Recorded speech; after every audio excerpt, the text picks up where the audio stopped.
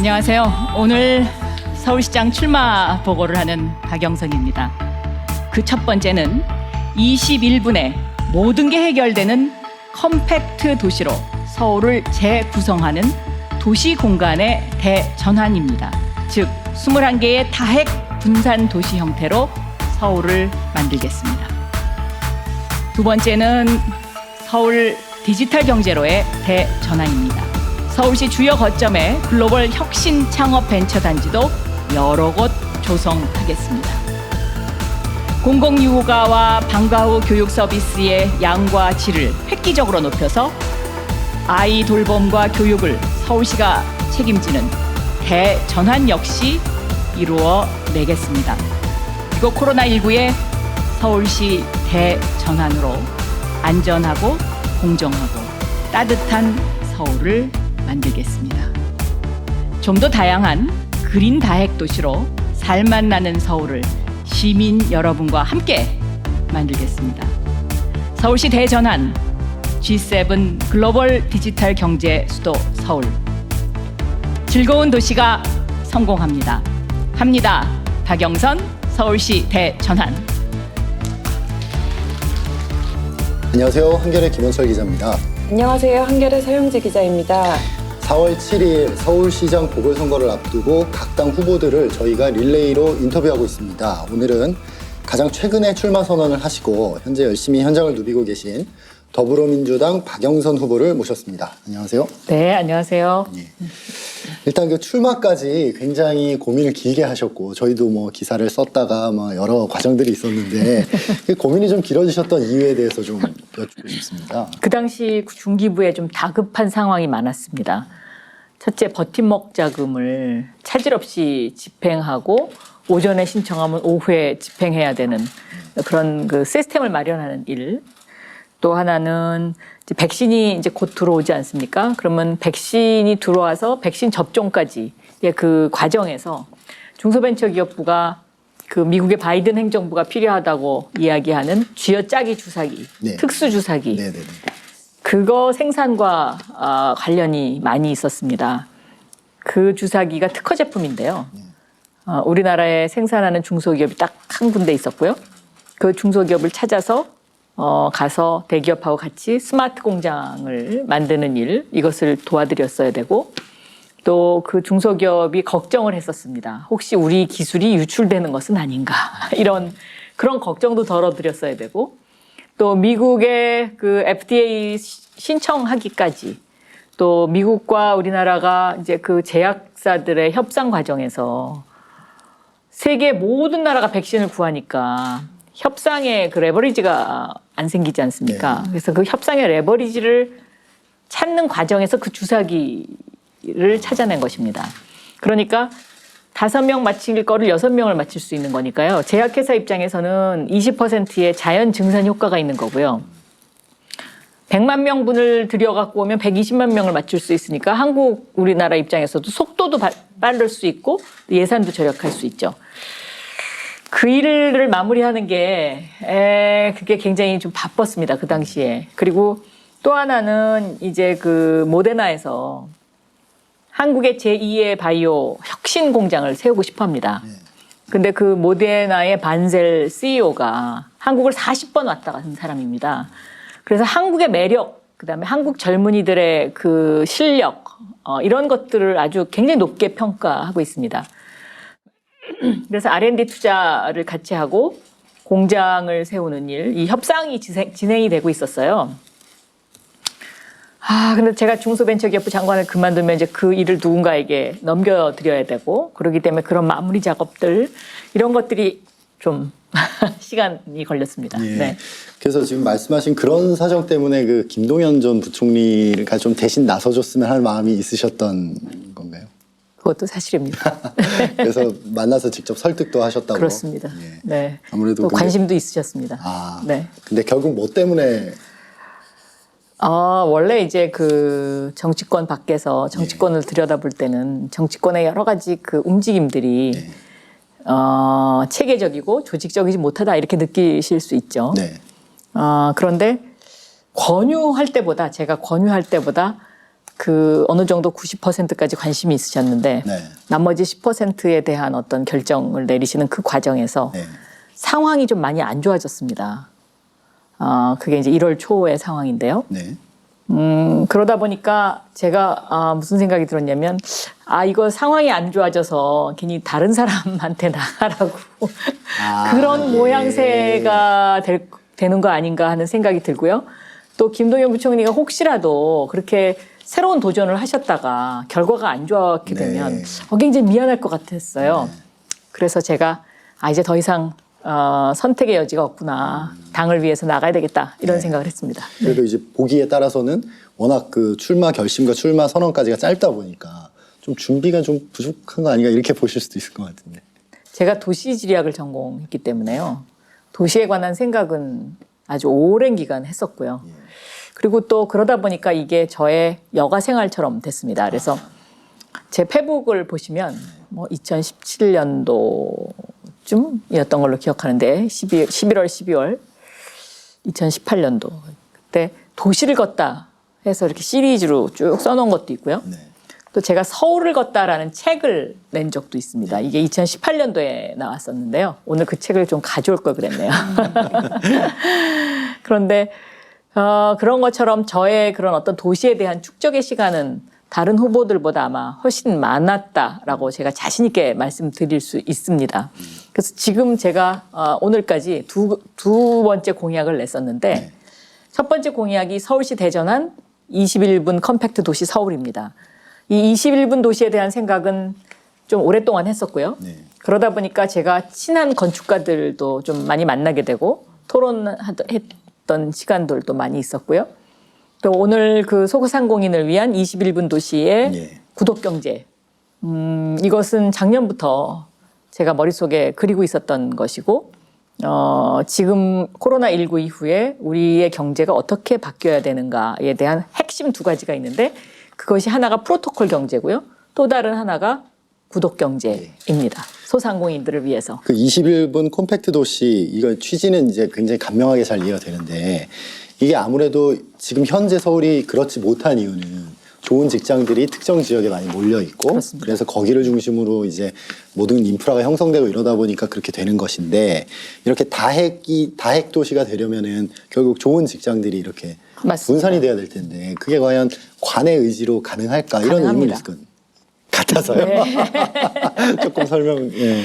그러니까 지금 이제 주로 도심에 아니면 어디 강남에 직장이 모여 있지 않습니까? 이게 100년 전에 뉴욕에서 조닝을 설정해 갖고 상업지구, 주거지구, 뭐 교회 이제 이런 식의 그 도시를 구성해서 그것이 지난 100년의 도시의 표본이었죠. 표본처럼 엮여졌고요. 그렇게 되게 된 것은 마차에서 자동차로 그 당시에 기술 전환이 있었기 때문에 도로 중심의 거리를 만들었던 것이고요. 또 하나는 스페인 독감이 유행을 한 이후에 이 보건 문제, 도시의 위생 문제 이런 거하고 이제 다 연관이 있습니다. 그런데 100년이 지나고 나서 지금의 시점에서 보면 이제는 자동차에서 자율주행차로 옮겨가는 AI 시대가 되지 않았습니까? 그래서 도로의 개념이 이제 바뀔 수밖에 없는 그 시점이고요. 또 이때에 코로나19라는 대유행병이 일어났는데 코로나19는 결국은 대면 사회를 비대면 사회로 만들고 도시 집중화 현상을 다핵화 구조로 가져갈 수밖에 없는 그런 어떻게 보면 아주 필연적인 우연이라고 할까요? 그래서 저는 서울을 21개의 그린 다핵 도시로 만들어서 그 21개의 앵커를 만들고요. 거기를 중심으로 해서 21분 안에 내 삶의 모든 것이 해결되는 그러니까 지금 말씀하신 것처럼 직장도 있고 학교도 있고 그래서 출퇴근이 해결되고 통학이 해결되고 또 병원이 있고 또 여가 생활을 할 수 있는 영화관이 있고 뭐 이런 개념입니다. 산책로가 있고 그러다 보면 이 21분 도시가 해결할 수 있는 것이 크게 세 가지가 있는데 첫째는 부동산 문제를 해결할 수 있습니다. 지금은 강남 집중 현상에서 이것을 분산시킬 수 있고요. 두 번째는 환경 문제. 그러니까 자동차를 100사람이 안 타고 다니면 대중교통을 이용하거나 하면 100대의 자동차가 서 있는 것이 되는 거죠. 그래서 미세먼지 문제도 해결할 수 있고, 또 세 번째는 소상공인 문제를 해결할 수 있습니다. 그러니까 소상공인들의 가장 큰 어려움은 그동안에는 도심에 모든 것이 몰려 있어서 거기에 임대료도 비싸고 또 시내로 나가야 뭐 좋은 물건이 있는 것처럼 느껴졌었는데, 이제는 다핵도시가 되면 소상공인들이 이렇게 그 핵의 21분 안에의 상권을 다 살려서 그곳을 골고루 이렇게 매출을 유지할 수 있기 때문에 소상공인 문제도 21분 도시에서는 구독경제로 해결할 수 있다는 게 저의 보관입니다. 21분 콤팩트 도시 그 개념은 굉장히 좋은 것 같은데요. 그게 과연 그 재임 기간인 한 5년 안에 충분히 구현이 가능한 공약일까요? 제가 판넬을 보여드리면서 설명을 드리도록 하겠습니다. 이게 국회의사당 정문에서 바라본 여의도 동쪽의 모습인데요. 지금도 여기가 공원이 돼 있는데 이 공원을 조금 도로를 확장해서 도로는 지하화하고 하면 이제 이런 모양이 됩니다. 그런데 단순하게 공원만 만드는 것이 아니라 이런 수직 정원 타워를 만들려고 합니다. 이것이 더 클로즈업된 형태입니다. 그래서 이 형태로 이렇게 올라가면서 운동도 하고요. 이 안에 1인 가구가 들어가고 1인 오피스도 들어가고 그다음에 스마트 팜도 들어갑니다. 1인 가구의 형태는 이렇게. 네. 여기 집들이 있죠. 네. 그다음에 스마트 팜은 이런 형태로. 자기가 먹을 야채를 여기서 자기가 가꾸는 거죠. 그래서 이런 그 버티컬 가든 시티.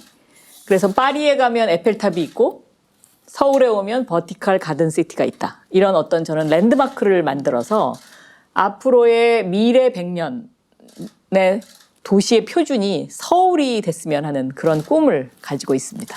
그럼 그런 일종의 첫 1호라고 해야 될까요? 네. 그게 여의도가 되는 건가요? 여의도가 비교적 병원도 있고요. 또 국회가 이사 가는 것으로 확정이 됐기 때문에 그 국회 의사당을 활용을 해서 콘서트홀을 만들 수도 있고요. 네네. 또 지금의 의원회관은 창업을 하는 청년들의 주거주택으로 만들 수 있고, 또 소통관은 창업 허브를 만들 수 있는 그런 여러 가지 조건들이 굉장히 좋습니다. 그리고 또 둘레길을 만들어서 자전거를 타고 운동을 할 수 있게도 할 수 있을 것 같고요. 그래서 한번 여의도를 하나의 샘플 도시로 설정을 해봤습니다. 네. 그 우상호 후보께서 이 자리에 오셔가지고 보셨나요? 그 굉장히 화려하고 좋은데 그게 21개이다 보니까 서울 자치구가 25개인데 약간 그 갈등 사안이 될 수 있지 않겠냐 이런 말씀하시는 거예요. 그거는 25개는 행정구역 개념이고요. 21개는 왜 21개냐면 인구 50만을 기준으로 해서 그 구를 넘나드는 여러 가지 지원책도 펼쳐야 되는 일들이 있지 않겠습니까? 21분 안에. 예를 들면 오늘 제가 구독경제를 발표하면서 양천의 신영시장을 갔었는데요. 그 신영시장 상임회장님께서 뭐라고 하시냐면 그 신영시장이 그 소상공인의 디지털화, 전통시장 온라인화가 잘 돼 있는 곳입니다. 그래서 웬만한 대형마트 부럽지 않고 다른 시장보다 매출이 상당히 높습니다. 그런데 이런 얘기를 하더라고요. 그 신영시장에서 그 온라인으로 배송을 하는데 양천구를 넘어가는 경우에 본인들이 좀 불편하다고. 그래서 그런 거 좀 개선해 줬으면 좋겠다고. 바로 그겁니다. 그러니까 이제는 4차 산업혁명이라는 것은 연결의 힘, 관점의 이동. 이 두 가지가 저는 키 포인트라고 생각하는데 결국은 그 행정구역을 넘어서는 어떤 범위를 이렇게 핵을 만들어서 그것을 정리를 해주면 이런 사각지대를 해소할 수 있고요. 또 공간복지의 개념입니다. 일종의. 그래서 뭐 예를 들면 병원이 있다. 그러면 병원을 21분 만에 갈 수 있으면 어르신들이 굉장히 마음이 편하실 것 같습니다. 지금은 병원이 이렇게 21분 만에 하나씩 그 어느 병원, 그 병원은 가면 내가 과연 그 병원에서 나을 수 있을까? 이런 어떤 의문점을 제기할 수 있는 병원도 많이 있지 않습니까? 그런데 거의 같은 최고 수준의 병원을 21개를 지정을 해서 만들어 놓게 되면, 그리고 그것을 연결하게 되면 저는 서울 시민의 건강, 그다음에 보건 문제도 상당히 많이 헬스케어 쪽으로 해결할 수 있다라고 생각하고 있습니다. 오늘 그 공약으로 구독경제 말씀하셨는데 그것도 조금 설명이 필요할 것 같습니다. 구독경제는요. 새로운 게 아닙니다. 우리가 집에서 우유를 배달해 먹지 네. 않습니까? 또 야구르트 아줌마가 매일 야구르트를 배달하고 신문을 구독합니다. 그렇습니다. 바로 그겁니다. 그러니까 한 달에 얼마의 일정 금액을 정해놓고 이제 자기가 하고 싶은 거를 하는 건데요. 나는 우리 동네에 그 어떤 갈비탕 집이 하나 있는데 그 갈비탕 집 일주일에 한 번 정도는 먹고 싶다. 그럼 한 달에 4번이잖아요. 그럼 2만 원에 한 달에 4번 배달을 해드리는 걸 하는 거죠. 네. 그래서 그렇게 되면 소상공인 그 식당은 일정한 매출이 유지가 되니까 좋고 네. 또 소비자 입장에서는 저렴한 가격에 그 물건을 살 수가 있죠. 그것뿐만이 아니라 세탁소도 마찬가지입니다. 예. 세탁소도 나는 와이셔츠 10장에 뭐 양복 한 서너 벌, 한 달에 5만 원, 뭐 이렇게 세탁소하고 계약을 하게 되면 세탁소에서 알아서 내가 와서 가지러 가고 또 갖다 주고 이제 이런 관계가 형성이 되고 특히 이제 이것이 필요한 거는 1인 가구가 지금 대폭 늘어나고 있고 또 독거노인들도 많이 늘어나고 있고 하기 때문에 이런 1인 가구의 생활을 하는 분들은 대부분 다 직장에서 나가야 되고 하니까 주말에 시장 봐야 되고 좀 바쁩니다. 근데 이렇게 집에 배달해주고 이런 시스템이 되면 배달의 생태계로 인해서 또 일자리가 만들어지고요. 일석다조의 효과가 있을 것 같습니다. 어떠십니까? 그래서 그런 거를 시 차원에서 좀 이렇게 시 차원에서 생태계를 만들어 드려야 되는데요. 소상공인들이 제일 힘들어하는 것이 바로 그 판매와 유통, 배달입니다. 이걸 혼자서 다 하려고 그러면 너무 바빠요. 그러니까 예를 들면 오늘도 그 구독경제를 설명하는데 질문이 나왔어요. 야채 가게인데요. 요즘은 1인 가구라서 이걸 야채를 다 1인용으로 소포장을 해야 됩니다. 그렇죠. 근데 이 소포장을 혼자서 하려니까 너무 힘들다는 거예요. 그래서 이런 걸 좀 대신해 주는 데가 있었으면 좋겠다. 그거 가능합니다. 그러니까 21분 안에 시에서 공유 식품 공장을 만드는 거죠. 그래서 거기는 누구나 와가지고 그 일을 할 수 있는 거예요. 그리고 대신 해드리기도 해. 그래서 거기서 포장된 거를 그 야채 가게에 갖다 드리면 그 야채 가게에서 알아서 배달을 해드리는 이런 시스템. 마지막으로 프로토콜 경제도 여러 번 말씀하셨는데 그 개념도 조금 설명을 해주시면. 프로토콜 경제는 저희가 ICT 산업이 발달하면서 모든 것이 플랫폼으로 모이고 거기서 이제 기익 노동자가 발생하지 않습니까? 플랫폼 노동자들을 왜 기익 노동자라고 하느냐? 근무 시간은 자유로운데 그렇다고 완전 자유롭지도 않고 새로운 노동의 개념이 적용이 되는 것이죠. 그러다 보니까 이 플랫폼 경제가 굉장히 편리하고 좋긴 한데 강자만 살아남는 거죠. 과거에 자본주의가 좋다고 그랬는데 수정 자본주의가 필요했듯이 플랫폼 경제를 보완할 강자만 살아남지 않고 그 성장의 과실을 좀 골고루 나눌 수 있는 그런 제도가 필요하다라는 것을 인식을 누구나 하고 있습니다. 그래서 올해부터 공정거래위원회가 이 부분을 굉장히 엄격하게 봅니다. 예를 들면 그 우버의 경우에 주식시장에 상장을 했더니 주식을 갖고 있는 사람들만 혜택을 누리고 실제로 우버의 성장에 기여한 운전자들은 혜택이 안 되는 겁니다. 이런 경우에 이제 프로토콜, 즉 규칙을 정해서 그 플랫폼 안에 들어와 있는 경제 주체들이 성장의 과실을 골고루 나눌 수 있도록 규칙을 정하는 것. 이것을 프로토콜 경제다. 이렇게 설명드릴 수가 있겠습니다. 이 프로토콜 경제와 구독 경제는 연관성이 있습니다. 이 두 가지를 연결을 하면 굉장히 그 사회의 경제 구조가 지금의 대기업 중심 또 강자만 살아남는 그런 어떤 그 대박을 노리는 하나의 그 한탕주의 이런 것에서 벗어날 수도 있고요. 저는 이 프로토콜 경제가 갈등의 소지도 많이 없앤다고 생각합니다. 예를 들면 중고차의 그 대기업 진입 문제를 놓고 중고차 판매업자들과 굉장히 갈등이 있었는데 제가 이것을 마지막으로 좀 정리를 하고 나오긴 했는데 도장을 찍지는 못했습니다. 그런데 이것도 프로토콜 경제로 좀 해결할 수 있고요. 프로토콜 경제가 되면 블록체인 기술을 활용해야 되기 때문에 서로 그 대차대조표, 장부를 다 서로 들고 있는 거지 않습니까? 그래서 투명한 경제가 되죠. 또 배달앱 문제 같은 것도 수수료 문제 이런 것들도 프로토콜 경제가 되면 상당히 많이 갈등이 해소될 것이다. 이렇게 생각합니다. 자연스럽게 사람들이 가장 관심이 많은 부동산 문제를 여쭤보고 네. 싶은데요. 그 민간 재건축, 재개발을 존중하겠다고 말씀하신 게 우상 후보와의 가장 큰 차이점이기도 한데요. 그렇습니까? 우, 우 후보는 특히 강남의 재건축을 허용하게 되면 서울 전역에 이제 아파트, 그러니까 부동산 가격이 자극을 받을 것이다라고 비판을 하시던데 여기에 대한 의견은 어떠실까요? 그 얘기도 틀린 얘기는 아닙니다. 그러니까 강남 재건축을 저는 재건축과 재개발을 해야 된다고 생각을 하는데 저는 순서를 좀 정할 필요가 있고요. 왜 해야 되느냐? 우리나라 아파트가 1980년대의 문화와 1980년대의 4인 가족, 핵가족 기준으로 돼 있는데 이제 서울의 1인 가구가 35%를 넘어섰습니다.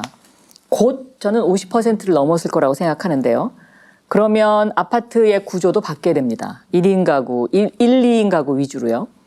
그렇기 때문에 저는 재개발을 좀 할 필요가 있고 재건축을 할 필요가 있다 이렇게 생각을 합니다.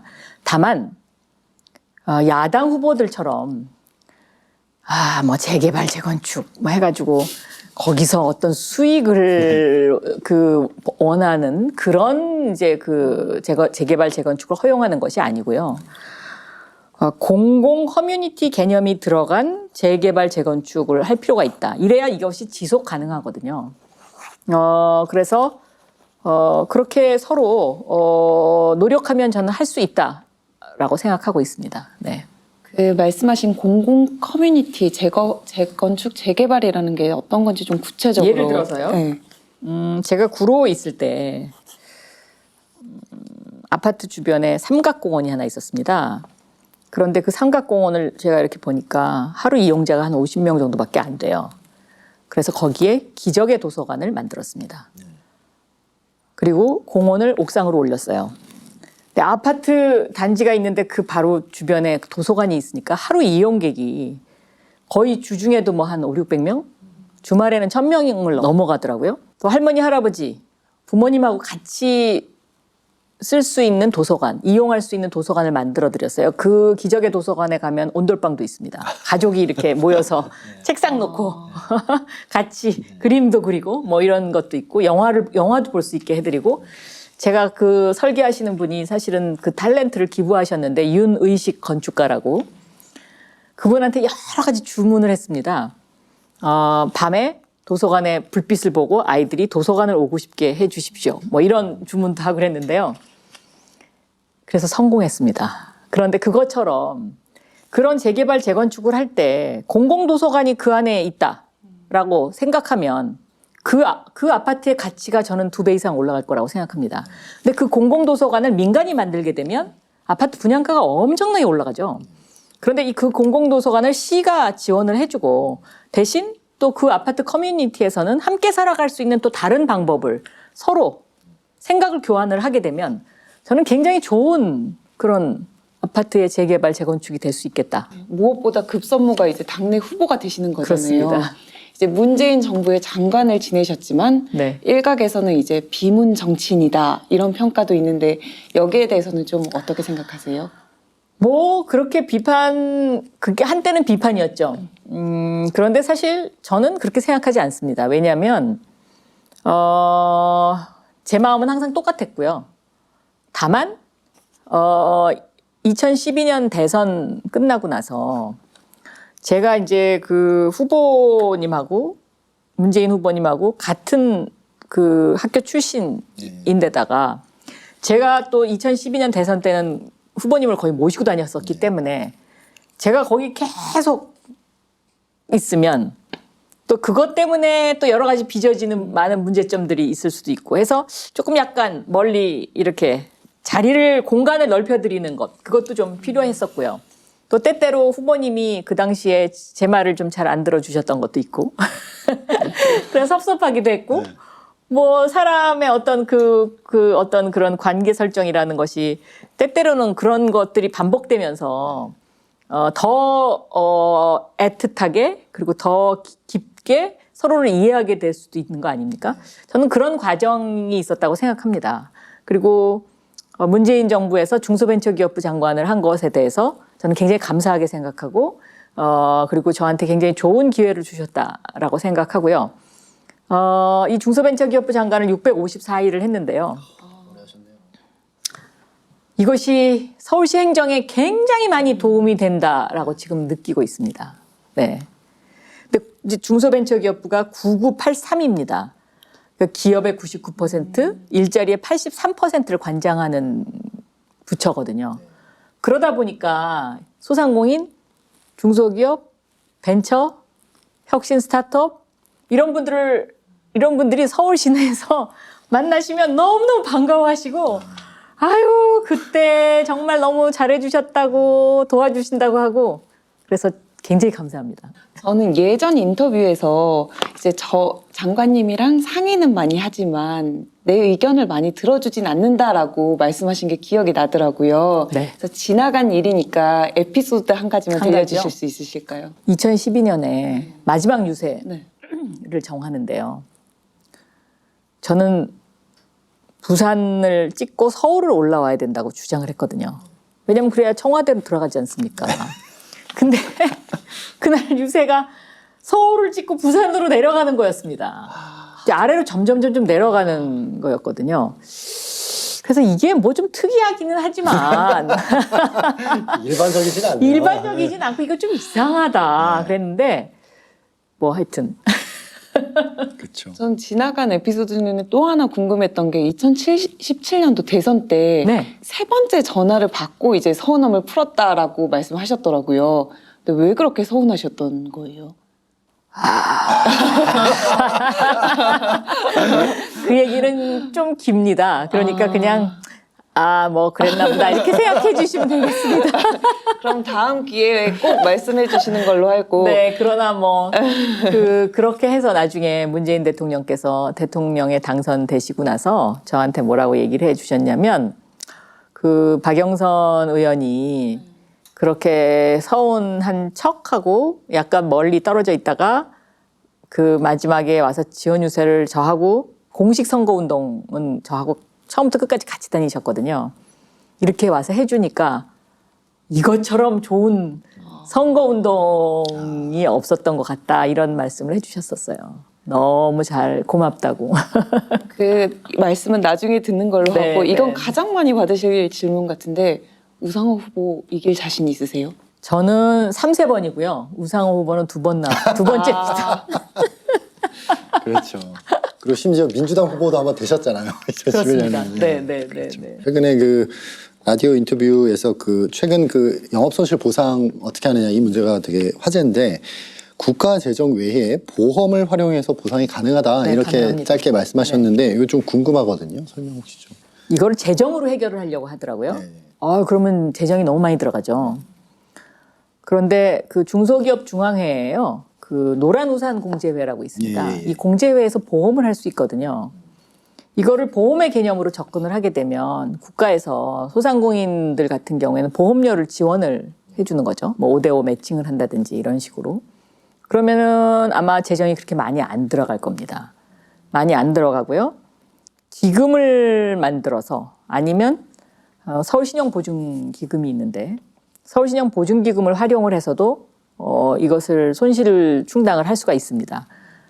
그러면 크게 큰 돈, 큰 재정 안 들이고 정말로 소상공인들에 대한 그런 손해배상 저는 할 수 있다고 생각합니다. 그 말씀하신 노란우산 공제회 같은 경우에 만약에 그렇게 보험 내는 거를 조금 도와주는 개념으로 접근하게 되면 그 소급 지나간 피해에 대해서는 좀 힘든 것이고 앞으로 대비하는 데 대해서 원래는 앞으로 대비하는 게 원칙이겠죠.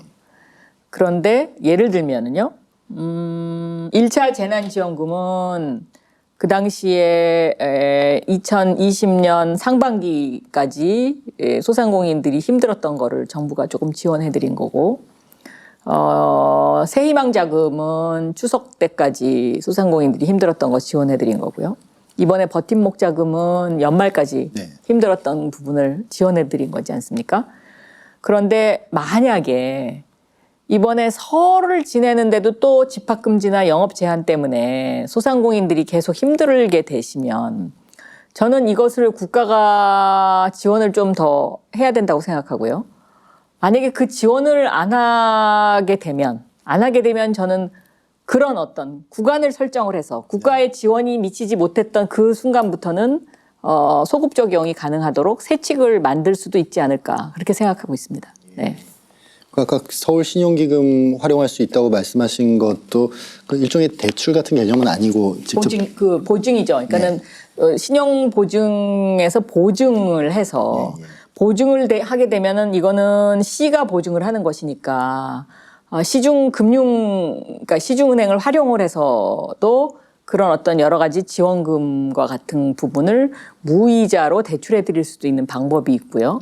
뭐 여러 가지 방법을 저는 구상할 수 있다라고 생각합니다. 소상공인 긴급 경영 안정 특별 보증 1조 원 추가 편성 네. 이게 지금 말씀하신 거랑 맥이 그렇습니다. 닿네요. 오늘 얘기한 거는 주로 이제 임대료 문제. 예. 임대료를 2천만 원까지 네. 무이자로 드리겠다는 거고요. 1년 거치, 1년 원금 상환, 이제 이런 개념인데요. 이 코로나19가 과연 언제까지 지속될 것이냐의 문제와 관련해서는 액수를 좀 더 늘릴 수도 있겠습니다. 예. 네. 전임 시장에 이제 성비 사건으로 치러지는 보궐선거다 보니까 아무래도 당내에서 여성 후보를 내야 된다. 당내 여성 후보론이 계속 있었는데 여기에 대해서 어떻게 후보님은 생각하십니까?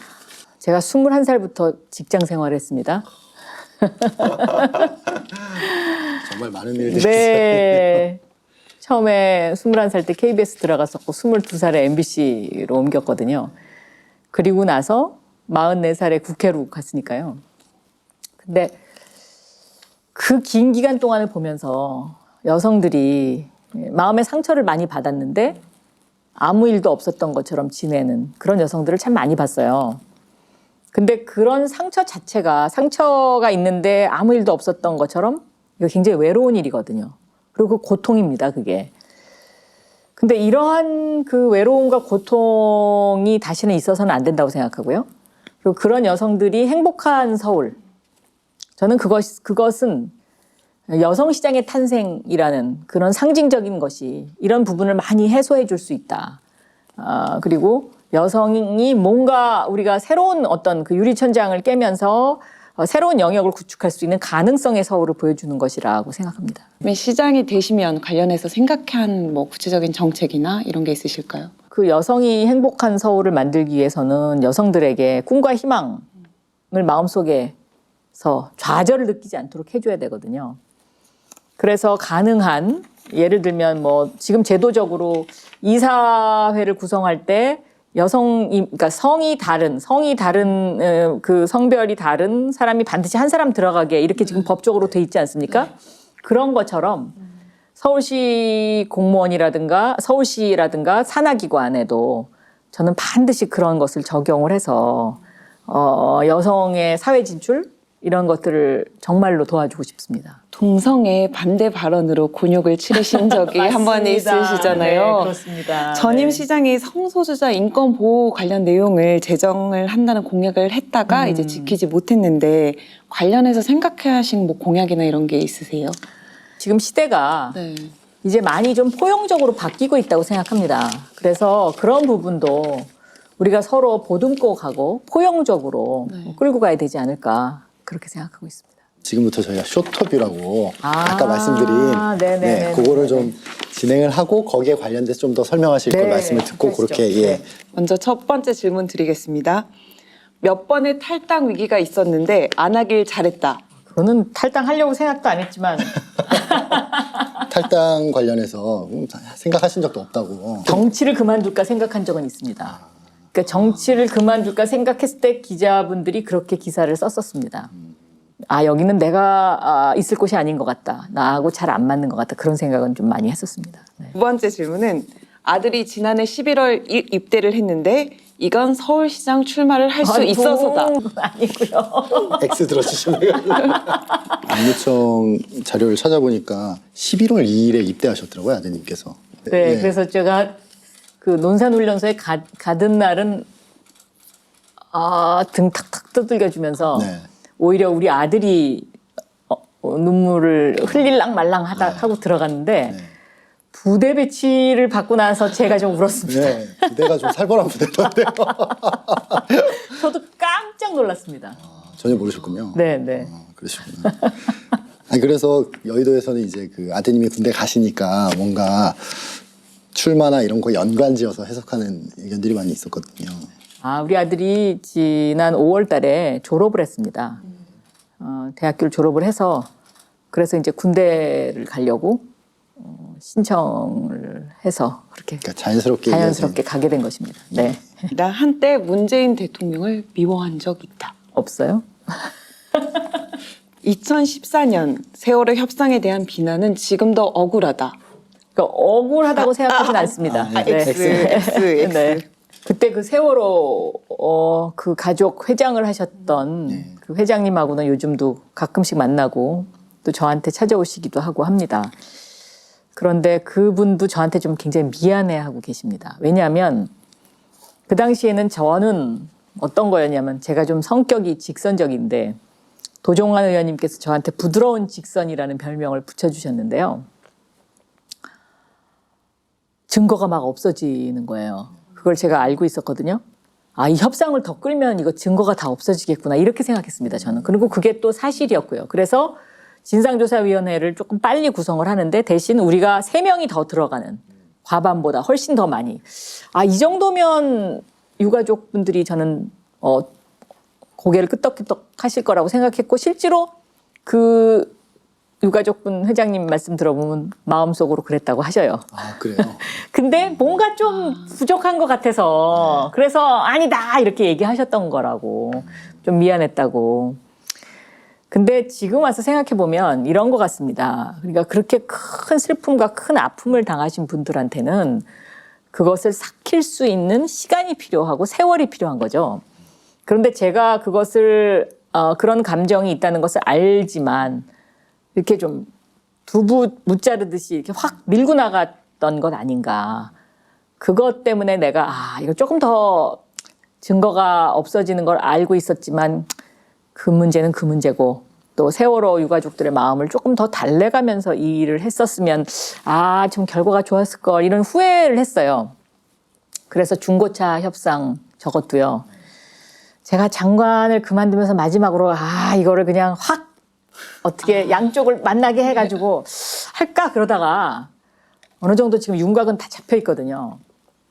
그런데 그 소상공인 중고차 하시는 분들은 그래도 뭔가 조금 더 얻어내고 싶은 마음이 있으시잖아요.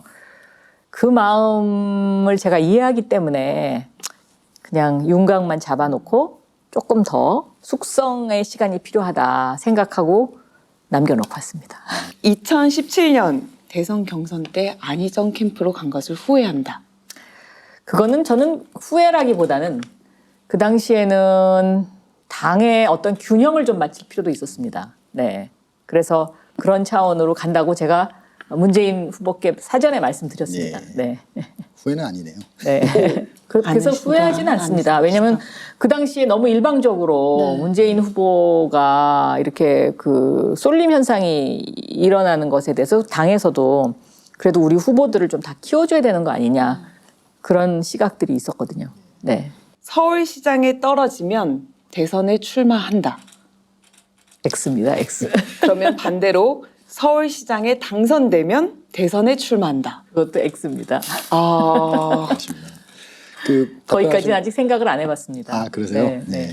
서울시장에 당선이 되면 당연히 대선에 가실 거라고 저희는 생각이 드는데 지금 말씀을 안 하시는 건 유보적인 입장이신 거예요? 아니면 절대 생각이 없으신?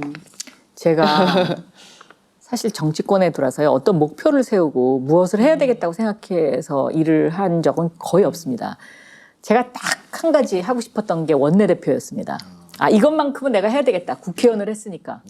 그래서 그 당시에는 정말 모든 의원님들, 투표권을 가지고 있는 모든 의원님들을 한 분씩 정성스럽게 만났습니다. 나머지는 다 당에서 이번에는 좀 나가야 되겠다.